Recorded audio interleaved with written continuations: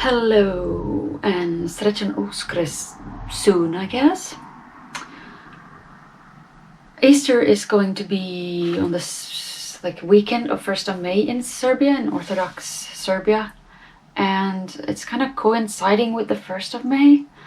I always, in school, I always felt sorry for the kids whose birthdays coincided with some other great holiday, Christmas or summer vacation or something, because you can never have a party, an extra party. It would always be baked in, incorporated with some other holiday. And then there were always those cheap people who would give you one present instead of two presents, and then say, okay, this is the Christmas present and a birthday present combined into one. I wasn't gonna do a vlog at all, but then I had so many requests. No, I'm kidding. I had no requests whatsoever. I'm doing it anyway. Well, Serbia has certainly earned the headlines in the Finnish news thanks to the vaccination strategy it offers. Well done once more. However, what pisses me off, because naturally I have to bitch about something, is the lack of strategy when it comes to travel and tourism. Only negative PCR tests are accepted. See, other countries accept proof of certificate from a doctor stating a patient has recovered from COVID within 3 to 6 months. Now I can only travel to Finland because of the citizenship I hold. All tourists are turned back, because you have to have a legitimate reason for entering. So when you get to Finland, you get a form to fill out, like a visa. It's in Finnish, Swedish, English, and Albanian, naturally. No, I'm kidding. What the fuck, Albanian?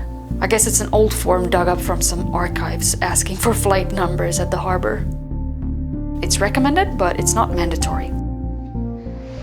Okay, so I'm entering the walk-in from a parking garage in Turku, obviously.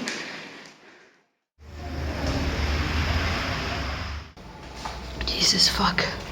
Oh, you people who've done your own home tests, you have done it wrong. She was mummifying me. Oh my god, that was so fucking uncomfortable. Jesus fuck. Oh. Well, you know what? At least I can breathe with this nostril. That's a good thing. Holy fuck. Oh. Shit.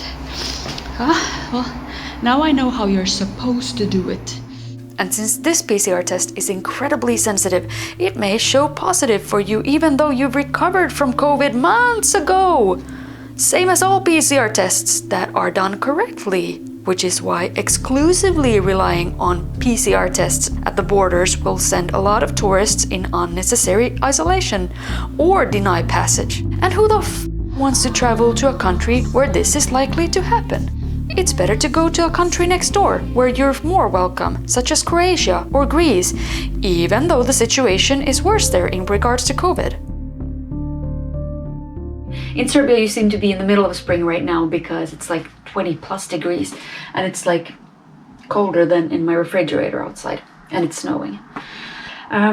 During COVID summer in Finland, at least, tourism was blooming because Finns took their kids there, during their summer vacation, and they just travel around in the country.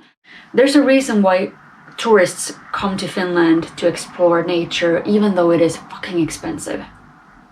Why don't we do that? I came across this person who was asking, a Serbian person who was asking for articles on travel experience in Serbia in regards to nature. And I wrote to her, and it seemed that she was of the similar opinion with me, that Serbs don't tend to have much of an idea about their own nature, their own countryside.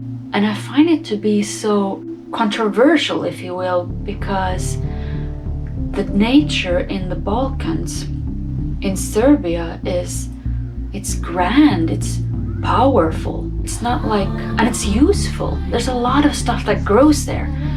And instead of growing stuff or knowing what to pick in forests, it seems that a lot of people just go to Maxi to buy weed, not the smoking kind, but the eating kind, like nettles, wrapped in plastic and collected by some other person, when you could go to the nearest ditch and just pick the nettles yourself. But still, I think it's so strange because the nature in the Balkans is so vast. It's grand and vast. There is a lot of attitude to litter in Southern Europe, Southern Eastern Europe. You don't have to Jesus hippie out yourself. Just, be respectful.